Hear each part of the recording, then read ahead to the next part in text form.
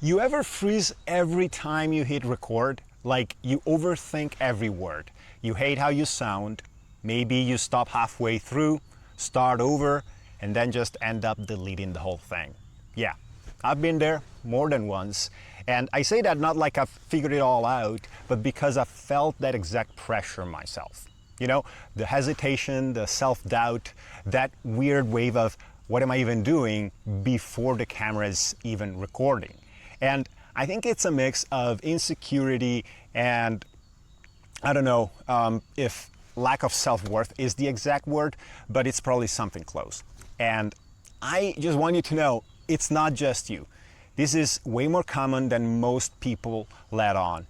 Every time we open YouTube, we see creators who seem so confident, so polished. They've got perfect lighting, flawless delivery. They may even have a team behind the scenes for all we know. And it's easy to think, I could never do that. But what we don't see is how many times they restarted a take, how many videos they made before they found their voice, and how much time and effort it took to look that effortless. And when I personally get stuck in my own head, when I hit one of those mental walls, what I like to do is to go back to some of my favorite creators' earliest videos, whether it's on YouTube or a podcast, and I would literally scroll all the way down and watch their first uploads. And almost without fail, those early videos are rough. The lighting's bad, the audio's shaky, they stumble, they ramble, talk too fast or too slow, but they hit publish anyway. And that's where it started for them. So if you're just beginning, I would say don't try to aim for someone else's version of perfect, especially not someone who's been doing this for many years. Start at the level you can manage, something that feels doable for you, something that you can actually finish. That's what builds momentum. And even later, once you are more comfortable, you still don't have to chase production value, in my opinion.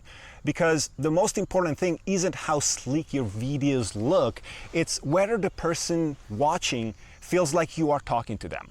That's what builds a real connection. And honestly, in my work, I've seen this over and over again. When I work with business owners or internal experts, people who decide they want to start recording videos, whether it's for their company or their own projects, it's almost always the same reaction. They say, I just don't feel like me on camera, or I sound like a robot. And the thing is, I've felt that too.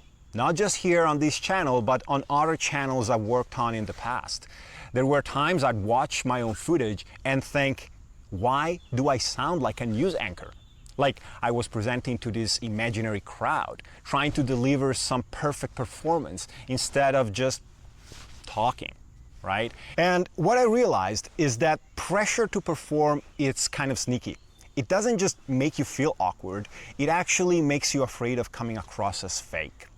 And then you start worrying so much about how you're being perceived, and you forget how you actually talk when you're being yourself. But something that helped me rethink this is that feeling awkward on camera isn't necessarily a red flag. It's not even a sign you are doing it wrong. I think it's actually a really normal response to trying something new and unfamiliar. Because in all honesty, talking to a camera lens in an empty room or out in the open like I am here now isn't exactly natural. It's kind of weird. It's not like a client call or a face-to-face meeting where you've got someone nodding along, giving you energy, and you might be saying the exact same things that you would say in a Zoom call or a meeting room, but because no one's there, that feedback loop is totally missing. And that makes everything feel 10 times harder. So if that's where you're at, that's fine. You're not uncharismatic. You're just adjusting to a very unnatural situation. And that adjustment is part of the process. Now, I want to help you make this adjustment as easy as possible because those first few videos are going to be rough. And that's exactly how it should be. So think about your first 4, 5, maybe even 6 videos as just practice. That's it. Treat them like warm-up sets, not like the actual performance. These are your bad videos, and that's the point. You are getting reps in. Now, to make those first few videos easier, one thing that's helped me and helped a lot of clients too is to stop thinking of it as recording a YouTube video and instead pretend you are recording a kind of fake podcast, so to speak. So you're not trying to be perfect, you are not even trying to perform, you are just sitting down to talk. So don't script every word, just jot down 3 to 5 talking points. Write them on index cards or sticky notes and either hold them in your hand or tape them just below your camera lens. And before you even hit record, what I like to do is to record maybe 5 minutes of voice notes. I just talk out loud about my topic without any pressure. And this kind of helps you get into a speaking rhythm and helps clear whatever mental fog you might have. Kind of like stretching before a workout, but for your voice, okay? Another thing I've found helpful is to frame the video like a personal letter. Imagine you're explaining something to one specific client, someone you actually know. Speak to them. It will change your tone completely. Or if that feels still hard, start your video with, "I used to believe," and walk through a belief you held, how it changed over time, and what you have learned.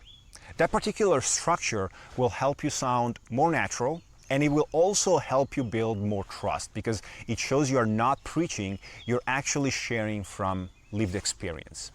And while you're making those first few bad videos, try setting a few simple constraints. Maybe it's a one take only, no editing, no reshoots. Just hit record and go.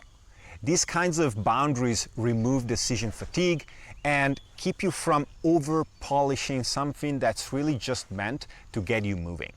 Now, if you really cannot get comfortable speaking directly to the camera, you could try something like screen recording. If you've got slides or supporting material, you can use a tool like Loom or Zoom to record your screen while you talk through it. Your face can be just a little bubble in the corner. You're still visible, but you're not front and center the whole time. And I think it's a great middle step. A bit more advanced, but effective if you need that little bit of distance while still getting your reps.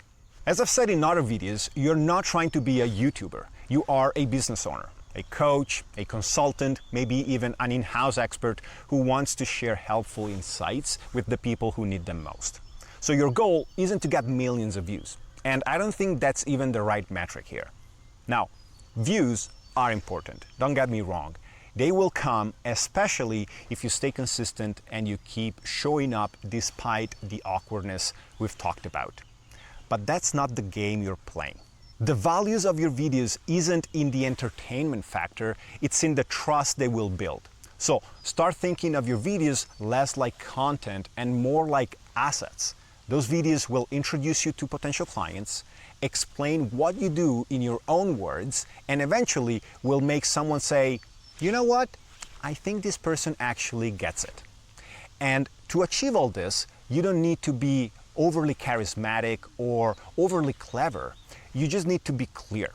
So instead of trying to impress people, focus on helping them. Show that you care and show that you understand them. And just to give you an example, one of my earliest videos on this channel ended up helping me close a 5-figure consulting client. It wasn't a sales pitch, it wasn't optimized for conversion, but it was just me sharing a point of view. And someone saw it, passed it along someone else, and it started a conversation. So if you decide to take that first small step, feel free to let me know. I'd love to cheer you on. And seriously, you don't need to be perfect to do this. You just need to be honest about what you're saying and why it matters to you. Because people are starving for honesty on this platform. The whole vibe of YouTube has shifted over the last decade. It's not all about big personalities and viral edits anymore. More and more people are craving that raw human connection. Someone who's just speaking plainly, looking into the lens, and trying to build something meaningful.